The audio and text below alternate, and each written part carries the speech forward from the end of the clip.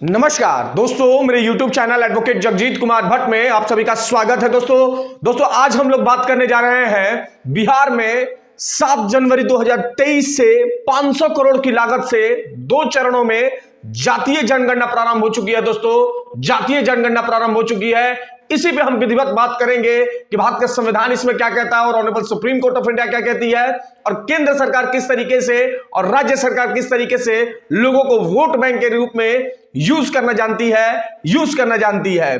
दोस्तों यानी कि बिहार में जो जातीय जनगणना जो प्रारंभ हुई है, इससे एक चीज स्पष्ट हो गया है कि जातीय बंटवारा का दौर शुरू हो चुका है बिहार में। दोस्तों जातीय बंटवारों का दौर शुरू होने जा रहा है, जो किसी भी राज्य की और किसी भी राष्ट्र की एकता के लिए सही नहीं है। और जातियों के आधार पर पहचान देना बाबा साहब अंबेडकर के द्वारा जो दी गई मूल फिलॉसफी, जो शेड्यूल के रूप में उन्होंने बताया था, उसके खिलाफ है।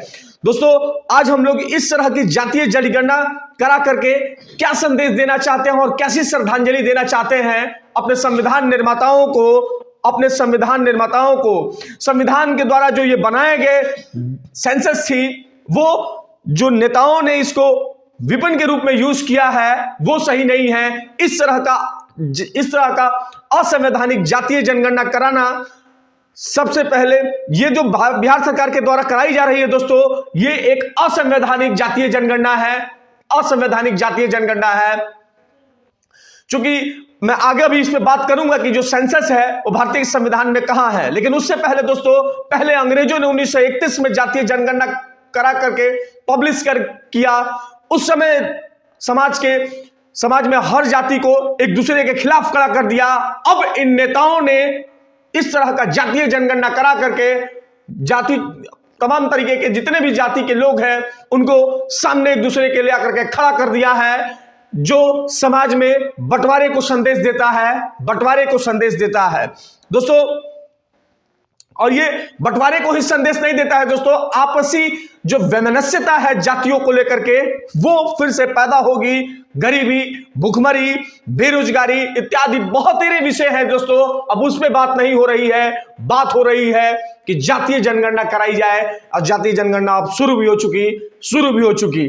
दोस्तों कोई भी नेता हो या बिहार का हो या किसी भी स्टेट का हो, हर जो स्टेट का लीडर है उसकी वो सीट कैसे सुरक्षित रहेगी, मुख्यमंत्री कैसे बना रहेगा और उसकी वोट बैंक कैसे सुरक्षित रहेगी, इसका ही वो यूज कर रहे हैं इस जातीय जनगणना के माध्यम से। दोस्तों इस जातीय जनगणना के माध्यम से साहब कह रहे हैं, मैं आपको बताऊं दोस्तों कि ये कह ही रहे हैं और इसी पॉलिसी पे काम कर रहे हैं। उनका कहना है कि जिसकी जितनी भागीदारी उसकी उतनी हिस्सेदारी। तो याद रखना, इस तरीके का अगर आप करेंगे तो अगर बिहार में या किसी भी स्टेट में जिस तरीके से अभी हमारे बिहार में जातीय जनगणना कराई जा रही है, तो उसमें आप कोई भी पॉलिटिकल पार्टी है इसी कंसेप्ट पे काम कर रही है कि जिसकी जितनी भागीदारी उसकी उतनी हिस्सेदारी।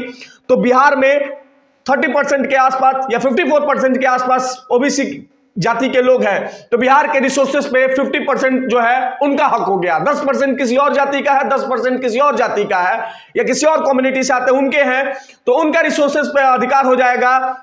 यही बात ये नेता कर रहे हैं दोस्तों, और बंटवारा कर रहे हैं जातियों के बीच में, ये सही नहीं है। मैं बार बार दोस्तों इसको एम्फसाइज क्यों कर रहा हूं, क्योंकि इनका यही कंसेप्ट है कि जिसकी जितनी भागीदारी होगी उसकी उतनी हिस्सेदारी होगी। और इस तरह से अगर आप करेंगे तो ये समाज में बंटवारे का काम करेगा और किसी भी राष्ट्र के और किसी भी राज्य के और किसी भी परिवार की एकता के लिए और उसके विकास के में सबसे बड़ा बाधक है बंटवारा। और इस जातीय जनगणना के माध्यम से दोस्तों बंटवारा ही होगा और कुछ नहीं होगा। दोस्तों इस तरह का बंटवारा, जिस तरीके से जातियों का गिनती शुरू हुआ है, यह दुर्भाग्यपूर्ण है दोस्तों, दुर्भाग्यपूर्ण है। आज हमारे संविधान निर्माता और जितने भी हमारे समाजवादी लीडर्स जो भी देख रहे होंगे, उनकी आत्मा रो रही होगी।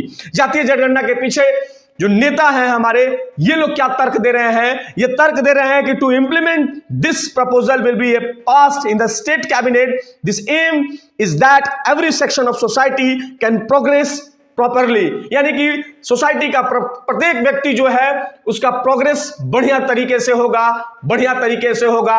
साहब, इस वीडियो के माध्यम से मैं आदरणीय नीतीश कुमार जी से सवाल पूछना चाहता हूं कि पिछले 17 सालों में है सर आपने कौन से सभी सोसाइटियों का प्रोग्रेस कर दिया है? इसका भगवान मालिक है बिहार में, इसका भगवान मालिक है बिहार में।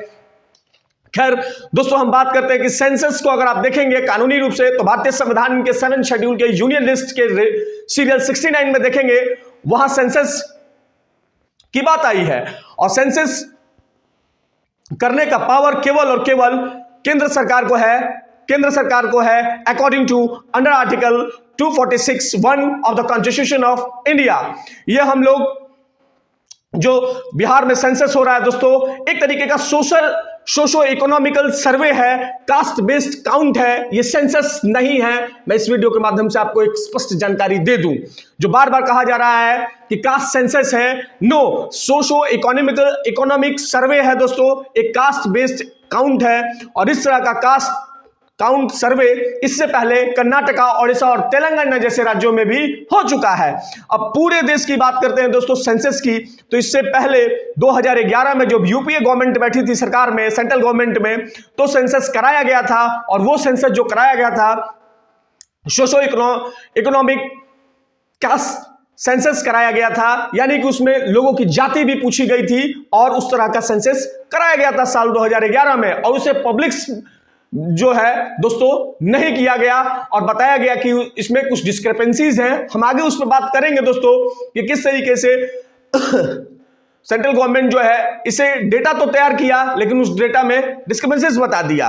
अब अच्छा, इस तरह के कास्ट बेस्ड सेंसस को लेकर के पिछले 1 जून को दोस्तों, पिछले साल 1 जून को 2022 में एक बैठक हुई, आदरणीय नरेंद्र मोदी जी की अध्यक्षता में ऑल पार्टी मीटिंग्स बुलाई गई, वहां की गई और उसमें साफ तौर पर से कहा गया कि इस कास्ट बेस्ड लेकर के था कि किस तरीके से कास्ट सेंसस कराया जाए, जिस तरीके से 2011 में हुआ था उसको ठीक करके एक फ्रेश तरीके से। तो सेंट्रल गवर्नमेंट ने साफ मना कर दिया कि हम ऐसा नहीं करा सकते हैं, हमारे पास एडमिनिस्ट्रेटिव रीजन बता दिया, प्रशासनिक कारण बता दिया और कहा कि हर कास्ट में सब कास्ट है और सब कास्ट का गिनती करना हमारे लिए असंभव है।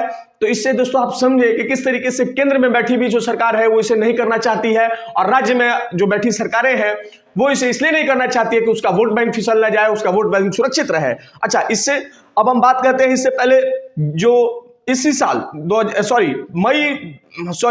सितंबर में honourable supreme court of India के पास एक रेड पिटीशन आई दोस्तों।